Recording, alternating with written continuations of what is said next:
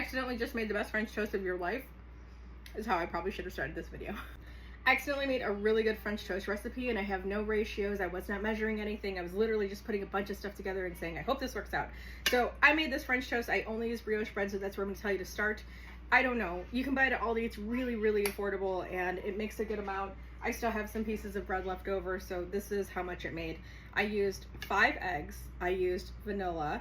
I used cinnamon. I did not use salt, but I think you could use a pinch of salt and that would be really nice to level it out. I also used whatever milk I had on hand, which at the moment I had just finished making my oat, date, and walnut milk, so I just used like a cup of it. And then with the 5 eggs, I mixed everything together. And then at the end of that, I was like looking at recipes because I completely botched this recipe and was like, what am I missing? Want to make sure I got everything that you need.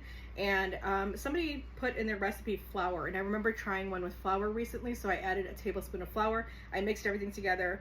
I'm pretty sure it's the sugar component that I'm enjoying right now, or maybe it's the vanilla, but this is so good. So good.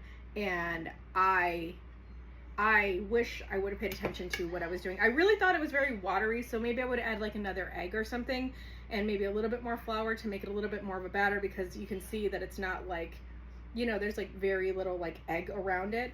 And make sure, like I did at some point realize that my pan was not good pan, so everything stuck to it. Make sure you're starting with a lower flame, your pan has come up to the correct temperature before you add everything in, and use nonstick if you can, and or use, like I used a little bit of oil to kind of like get these guys going, and it's beautiful and wonderful. So I really don't feel like they need very much sugar at all. I think it balances with like turkey sausage really well, and I'm really proud of myself, and my kids are about to eat really well.